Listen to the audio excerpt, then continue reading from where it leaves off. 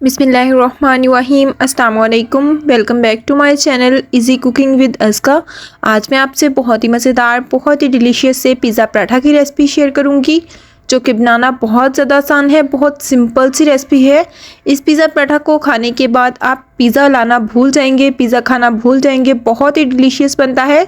तो बिना टाइम को ज़ाया किए वीडियो को स्टार्ट करते हैं। वीडियो को पूरा एंड तक देखें। अगर वीडियो पसंद आए तो वीडियो को लाइक करें, चैनल को सब्सक्राइब करें और शेयर करना मत भूलें। तो चलें इस मज़ेदार सी पिज़्ज़ा पराठा की रेसिपी को बनाना स्टार्ट करते हैं। सबसे पहले हम चिकन को मैरिनेट कर लेते हैं। चिकन को मैरिनेट करने के लिए सबसे पहले मैं यहाँ पर ले रही हूँ 300 ग्राम्स के बराबर चिकन को बारीक क्यूब्स में मैंने कट कर लिया था। अब हम इसके अंदर बाकी के स्पाइसेस ऐड करेंगे। सबसे पहले मैं इसके अंदर ऐड करूँगी नमक यानी कि सॉल्ट। आधा छोटा खाने का चम्मच नमक ऐड कर देंगे। आधा छोटा खाने का चम्मच अदरक पाउडर। आधा छोटा खाने का चम्मच ही ऐड करूँगी लहसुन पाउडर। आप इसकी जगह लहसुन अदरक का पेस्ट भी ऐड कर सकते हैं। आधा छोटा खाने का चम्मच ऐड करूँगी रेड चिली फ्लेक्स यानी कि दड़ा मिर्च।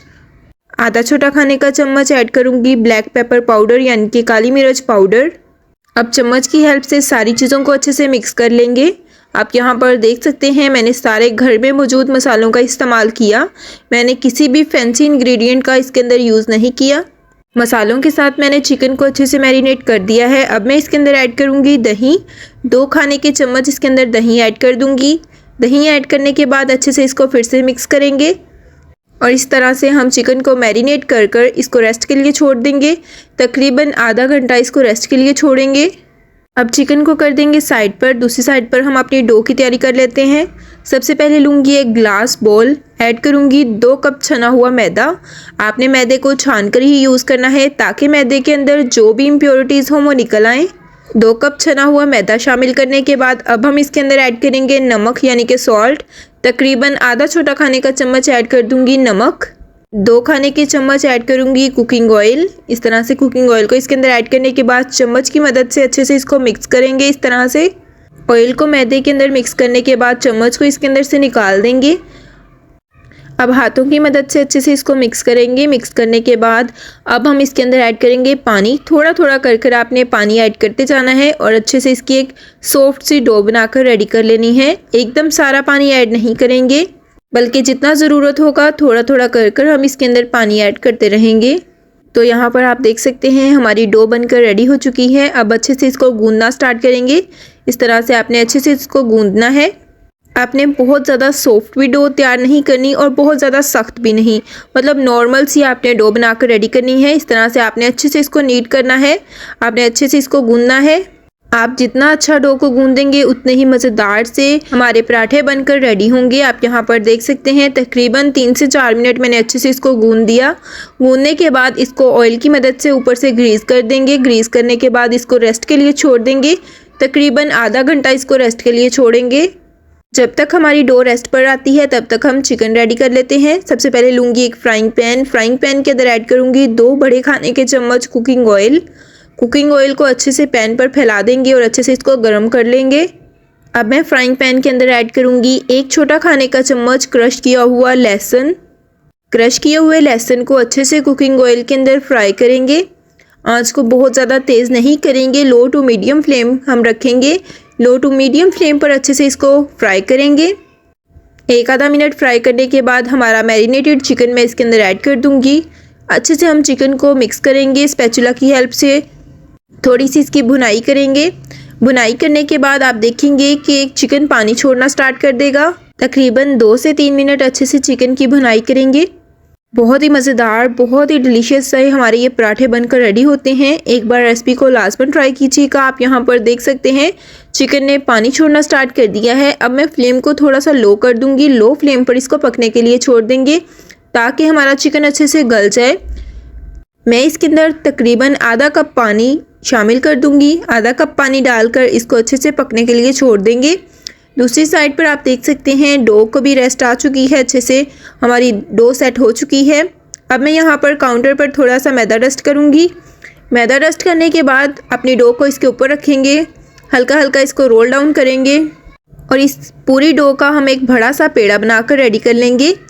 पेड़ा बनाने के बाद अब हम इसको 10 पोर्शंस में डिवाइड कर लेंगे। इस तरह से आपने किसी नाइफ़ की मदद से या एक स्क्रैपर की मदद से इसको 10 पोर्शंस में डिवाइड कर देना है। डो को मैंने 10 पोर्शंस में डिवाइड कर दिया। अब हम एक एक पोर्शन उठाते जाएंगे और इसका पेड़ा बनाकर रेडी करते जाएंगे। इस तरह हमारे पास 10 पेड़े बनकर रेडी हो जाएंगे। तो यहाँ पर आप देख सकते हैं माशाल्लाह से हमारे 10 पेड़े बनकर रेडी हो चुके हैं। सारे पेड़ों को एक एक कर अपनी प्लेट के अंदर रखते जाएंगे। इनको भी थोड़ी देर के लिए रेस्ट के लिए छोड़ देंगे ताकि पेड़े अच्छे से सेट हो जाएं। अब आप दूसरी साइड पर देख सकते हैं यहाँ पर हमारा चिकन भी अच्छे से कुक हो चुका है। सारा पानी इसका ड्राई हो चुका है। परफेक्टली हमारा चिकन कुक हो चुका है, अच्छे से गल भी चुका है। अब मैं इसकी फ्लेम को कर दूंगी ऑफ और इसको थोड़ा सा ठंडा होने के लिए छोड़ देंगे। पेड़ों को भी तकरीबन 5 मिनट मैंने रेस्ट दी। सबसे पहले थोड़ा सा मैदा डस्ट करेंगे। अब एक पेड़ा उठाएंगे, पेड़े को इस तरह से एक बेलन की मदद से बेलना स्टार्ट करेंगे। इस तरह से आपने इसकी एक बारीक सी रोटी बेल कर रेडी कर लेनी है।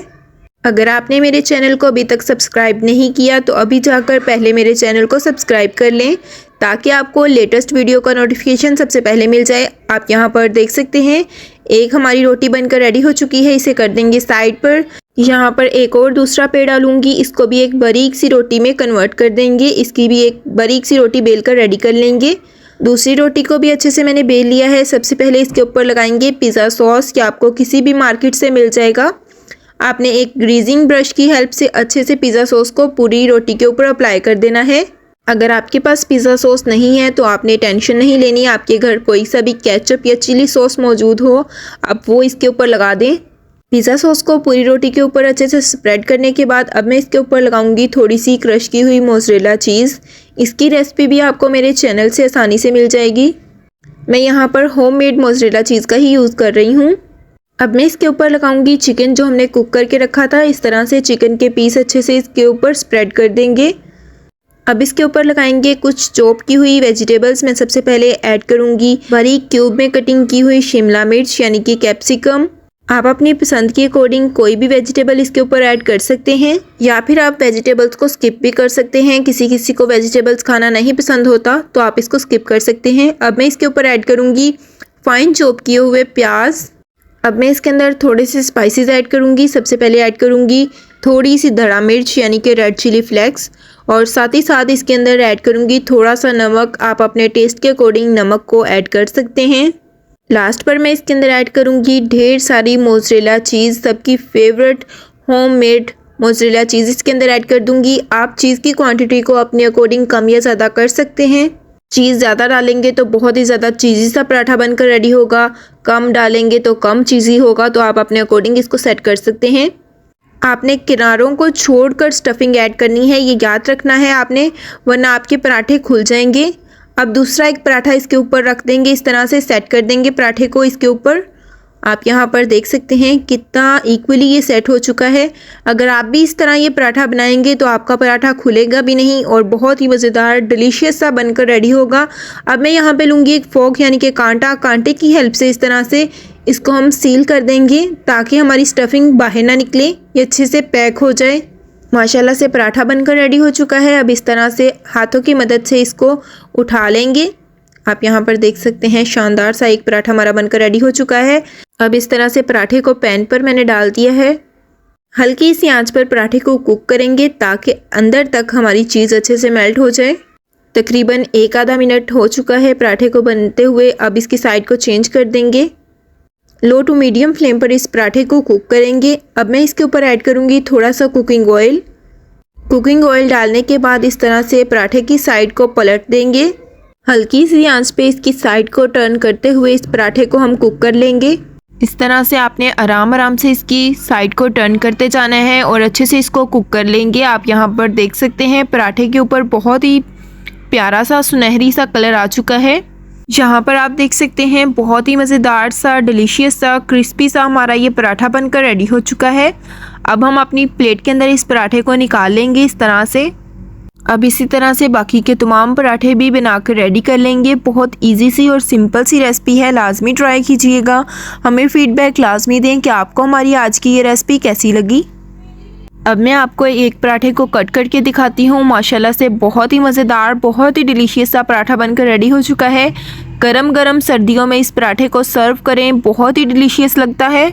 यहाँ पर आप देख सकते हैं मज़ेदार सा चीज़ी सा हमारा पिज़्ज़ा पराठा बनकर रेडी हो चुका है उम्मीद करती हूँ कि आपको हमारी आज की ये मज़ेदार सी चीज़ी पिज़्ज़ा पराठा की रेसिपी बहुत ज़्यादा पसंद आई होगी। अगर पसंद आए तो वीडियो को लाइक करें, चैनल को सब्सक्राइब करें, सब्सक्राइब के साथ का बेल आइकन दबाना मत भूलें।